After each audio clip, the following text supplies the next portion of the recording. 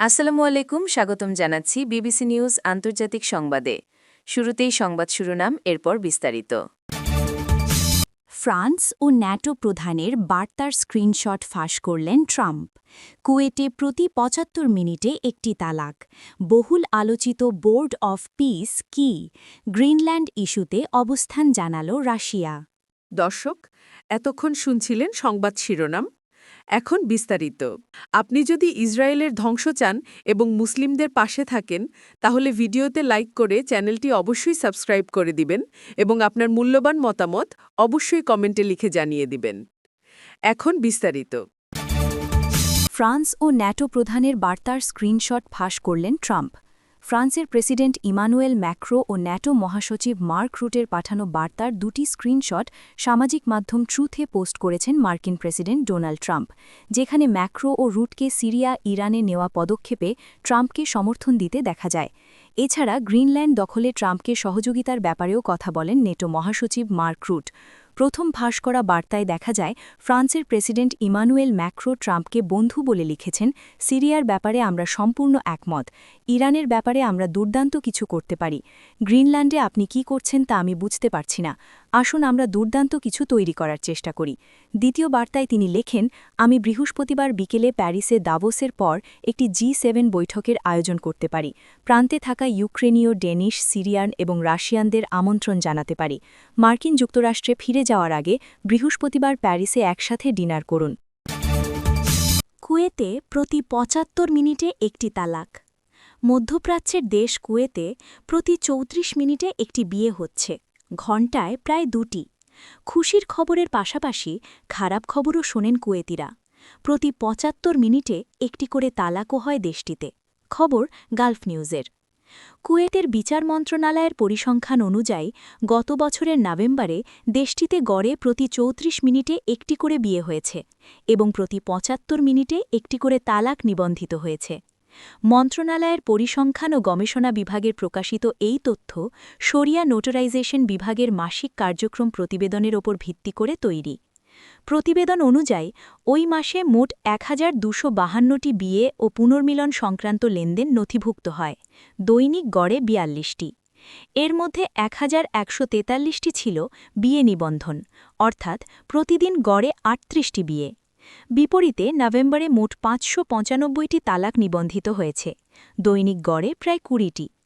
এর মধ্যে ৫৮.৭% তালাক ঘটেছে কুয়েতি দম্পতিদের মধ্যে।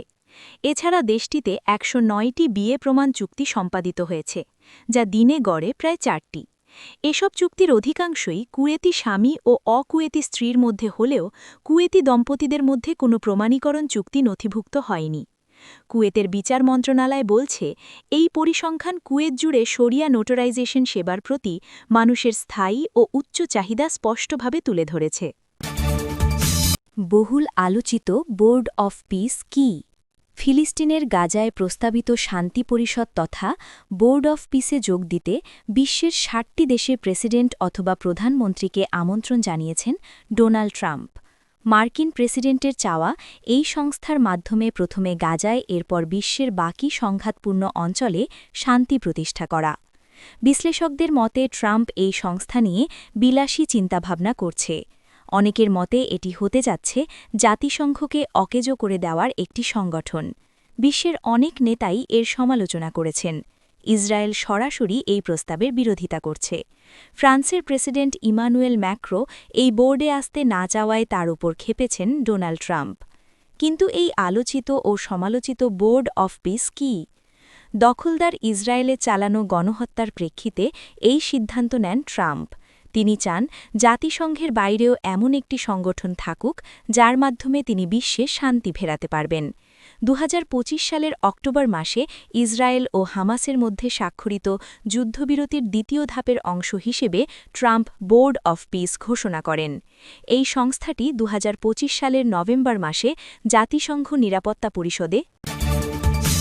গ্রিনল্যান্ড ইস্যুতে অবস্থান জানাল রাশিয়া। গ্রিনল্যান্ড কিনতে অথবা দখল করে নিতে চান মার্কিন প্রেসিডেন্ট ডোনাল্ড ট্রাম্প। দুটি যুক্তি দেখিয়েছেন তিনি। চীন ও রাশিয়ার প্রভাব এই দ্বীপে বাড়ছে এবং এতে আমেরিকার নিরাপত্তা ঝুঁকিতে পড়ছে। আর এই যুক্তিতেই ট্রাম্প ইউরোপ ও ন্যাটোর বিরুদ্ধেও গেছেন।